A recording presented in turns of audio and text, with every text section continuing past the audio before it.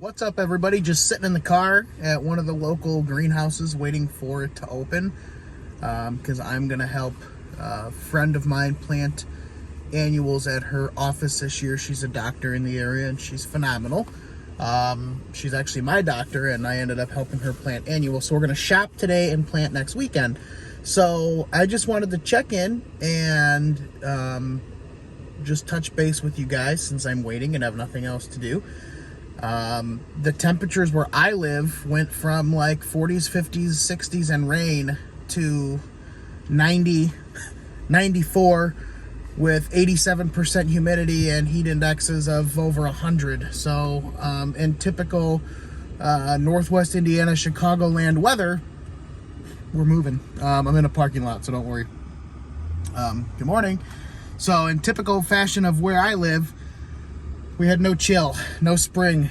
So just a few quick tips on what to do to get ready for the real heat, at least in my area. And what I'm going to suggest you do is, if you're somebody who is like me, who mows tall during the heat of the summer, you want to start bringing your mower up to whatever your summer mowing height is. I'm currently at 4 inches and I go to 4 1/4, which is the highest setting that my Toro Super Recycler will do. So you want to bring your mower up to your summer height, which is what I'm going to do when I mow either today or tomorrow. If you have if you're due for a fertilizer application, I'd recommend Stress Blend from Yardmaster. I want to say it's like 7024 on the NPK or something like that. It's high in potash, which is good for the roots, good for the dirt, and helps the lawn deal with stress. It'll really get it ready for the heat of the summer. You want to, if you've planted your annuals, keep them watered, keep them happy, and get ready for watering. Make sure that your garden hose is in good working order. Make sure that your sprinklers are in good working order.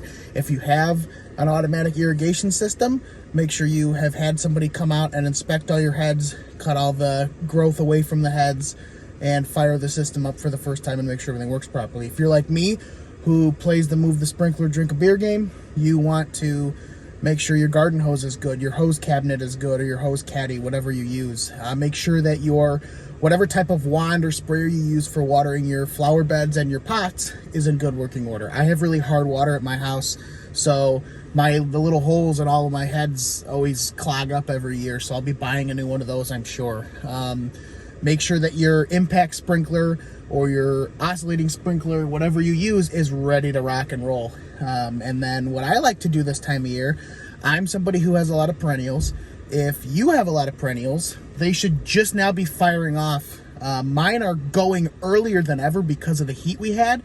So I last week went through with a bag of Milorganite in my hand and just did my annual blessing of my perennials, where I just throw my Milorganite on them like chicken feed, and it's really helping them take off. So my bearded iris is actually blooming earlier than it ever has.